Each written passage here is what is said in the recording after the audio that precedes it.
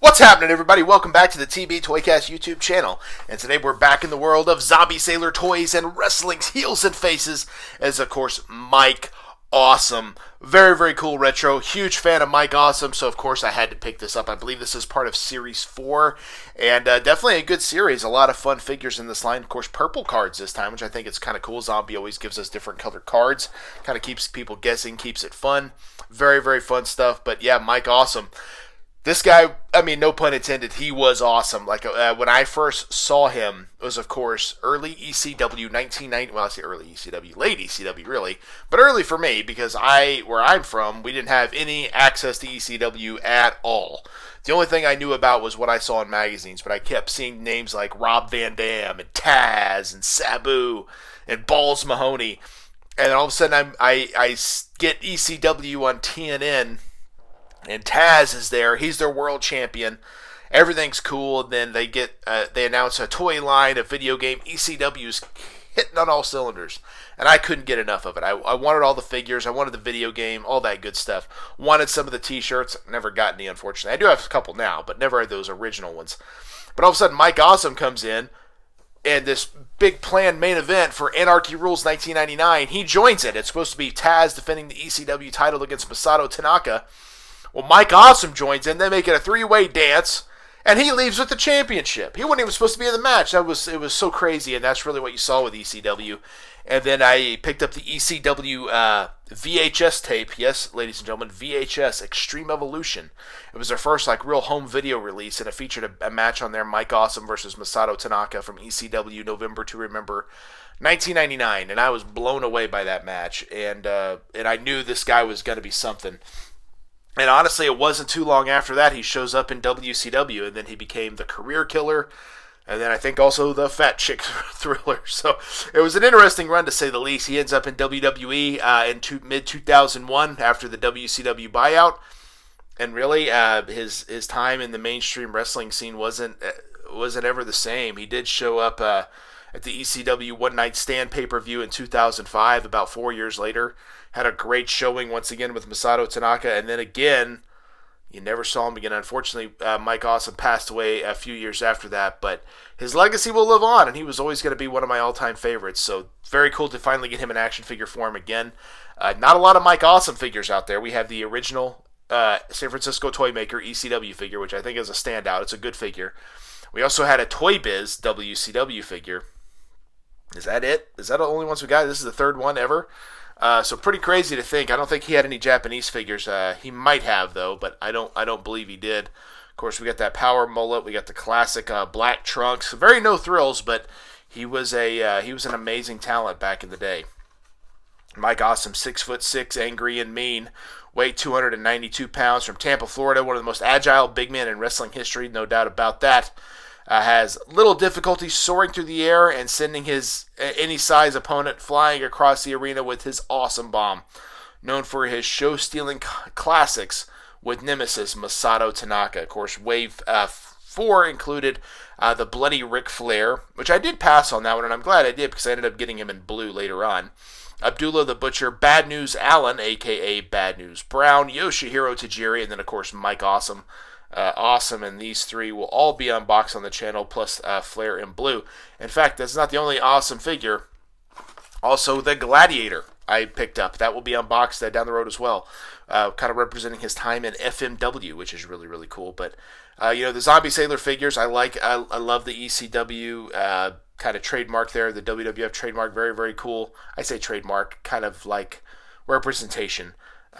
Nice picture of Awesome there holding a title. Looks kind of like the ECW title, but it also kind of looks like the WCW Hardcore title. So, I don't know. I guess your mileage may vary on that one. A little bit long on the arms. I know that was kind of a complaint a lot of people have had with some of the zombie figures. The arms seemed a little long. Because, I think with retro style figures, man, this thing is really on there. I'm trying to get it off here. But that's good, though. I think that's a good thing because you don't want this thing falling off in shipping. We've seen that with a couple of different companies, and that's never good. So, cool carding. Out the door. Very, very cool figure. Got that power mullet. I love it. Shaved up on the sides. Can't get any better than that. One elbow pad. I don't remember him wearing an elbow pad, but he probably did, so I would say that that's probably accurate. We do have wrist articulation. Not a lot we see with zombie figures, but that's pretty cool. Of course, like I said, classic black knee pads, black boots, nothing too spectacular there. Awesome on the trunks. Classic Mike Awesome there. I want to say when he went into WCW, he almost got more like the wet look trunks and had Awesome written in cursive.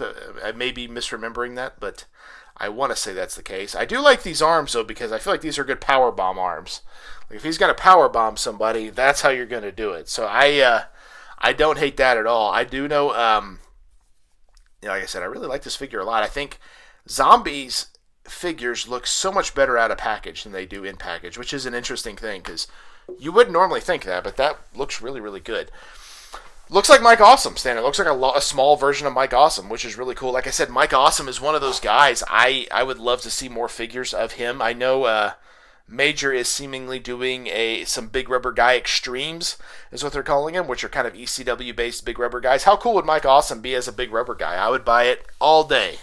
They obviously have Sabu coming in and probably more to be announced. Mike Awesome would be awesome, no pun intended. One of my favorite entrance songs of all time as well. I actually used that back in a previous life, as it were. But yeah, I would love the Awesome Masato Tanaka figure, or the Masato Tanaka figure, to go with this Awesome figure. I think a 2-pack would be really cool too. I don't think it's necessary, I guess, because we are getting Tanaka in a later wave. But I think these will pair up very well together because they were two guys that were always kind of known as all-time rivals, right? I mean, they had some classics in FMW, some classics in ECW, and it'd kind of been cool to see if Masato Tanaka showed up in WWE and they were able to relaunch that. And it's always kind of weird because ECW, I felt like they did a really good job of showcasing talent that wouldn't always get showcased. Like Mike Awesome seemed like can't miss to me, but WWE didn't seem to think that, and it was always weird to me. Jerry Lynn was another one. Seems like a can't miss talent, and WWE didn't really do much with him either. And it was always kind of weird that some of these guys never quite got their just due, right? But I think that's the case in point of that's the industry. And he came into WWE at a very odd time because ECW had closed down and WCW had closed down. So literally all wrestling went to one company, which is never good. And that's why I don't really like tribalism in wrestling. I think it's good we have AEW. I think it's good that we have TNA. I think it's good we have places like MLW. I think it's good we have places like New Japan Pro Wrestling. I think it's good we have this other stuff because it keeps guys where they're able to work and do stuff and not just one singular company. And a guy like Mike Awesome, I think, would have been good if WWE doesn't work out. He was able to go somewhere else and work a little bit, because I do know he went to Pro Wrestling Noah, and he actually had a really good match with Kento Kobashi in about 2004 for the GHC heavyweight title. Look that one up. It's worth watching. I watched that years ago, and I remember being blown away by how good that match was. And and it's kind of a shame. Mike Awesome's career kind of floundered after that little run there, and never really saw him again. And unfortunately, he passed away just a few years later. But Mike Awesome has always been a favorite of mine, and I'm really happy that we're getting this. I know there's a lot of figure companies out there nowadays, a lot of retro companies, a lot of companies even doing the same talent. And while that can sometimes be a little frustrating, just remember, you don't have to collect it all. You don't have to be a completist. Buy what you want. Buy what makes you happy. And how cool is it that in 2025 I have a Mike Awesome figure? I think that's really cool. And like I said, I would love other companies to tackle this as well. I would love to see him in the Big Rubber Guys line. I think that would be really cool. How about that Matt Maniacs line? That line's really fun. They're doing a lot of cool figures. How cool would it be to get like Mike Awesome versus Masato Tanaka in that scale? I think that would be really cool. They don't seem to be going that route right now, mostly just tag teams and kind of 90s characters, early 90s characters. But you never know. They did Cardona and Myers, right? So anything is possible. What about Top Rope Collectibles? How cool would it be to see a Mike Awesome Galoob? Of course, Galoob would have been he'd been a little out of that Galoob era, but to me that would still be fun. I would love to see Mike Awesome or Glacier or some of those characters that were there in the mid to late 90s. So what about you guys? You guys collecting heels and faces from Zombie Sailor Toys? Did you pick up Mike Awesome? Did you pick up the Gladiator? What are your thoughts? Drop them in the comments down below. Are you over retros? You have retro fatigue? A lot of people do. I certainly understand it, but I'll always love these figures. I think they're great. And like I said, what great power bomb arms. Like, this is just awesome. No pun intended. Actually, maybe pun intended on that one. Very, very cool, though. But yeah, Mike Awesome, always been a favorite of mine. In fact, I remember ordering the Bash of the Brawlers complete set, 8 figures off eBay. It was like my first eBay purchase.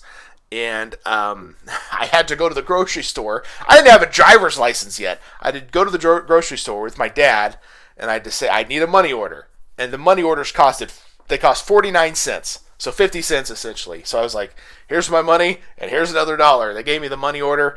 I wrote it out. I shipped it to the guy. And I'm just thinking, like, I know I'm not going to get those figures because this is like 2000, right? 2000 probably, somewhere in there. Like, no one trusted the internet. And then I'll be dang, the guy messaged me and said, got your money order? Figures will ship out tomorrow. Oh, boy, okay. And there they came, and that's how I was able to get my ECW Mike Awesome figure. In fact, I found those in my parents' attic a few years ago. My nephew kind of tracked them down, so that was really cool. Again, one of those things, you just never know. But if I hadn't found it, how cool that I would be able to get a Mike Awesome figure in 2025. Really cool stuff. I love it. Keep up the good work. I hope all the figure guys a lot of luck in the next few years because we can have a lot of cool stuff in our hands, which I'm very, very excited about. Thank you guys for checking out the TB Toycast YouTube channel. Check out my other unboxing videos. This past week I unboxed LA Knight from the Mattel Elite line. That was a really cool one. Of course, that character's still very much on television today. I unboxed Bo Jackson from the Kenner Starting Lineup series from like 1992, I believe, so it was a little bit of an old one. And then Scrap Iron from the G.I. Joe Classified line with the anti-armor drone. That was a lot of fun. Check that out as well. And then, of course, Monday this week, I unboxed Kevin Malone from The Office, a statue from McFarlane Toys. Had to pick it up. Super fun. Like, that's what I love about this channel, and I hope you guys do too. What other channel is giving you a Kevin Malone unboxing on Monday and a Mike Awesome unboxing on Wednesday? I think that's pretty cool, so, what are you going to do? Also, check out the TB Toycast podcast every Thursday, and Tales of the Toy Box dropping once a month, with the last episode being X-Men Series 1 from Toy Biz. Really, really fun stuff. Thank you guys for checking out the TB Toycast YouTube channel. That's Mike Awesome, and he's ready to give you an awesome bomb, and we will see you in the toy aisle.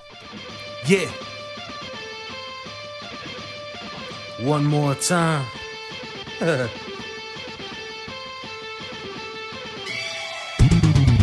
It ain't over till I say it's over. So lock the cage up, cause this is a takeover. The wait's over. If this the final time we meet, then you'll be on your back on my feet. Then I'll tip the cage over as a hangover. I'm super fly so I can splash off the top. And I can shut down the shot.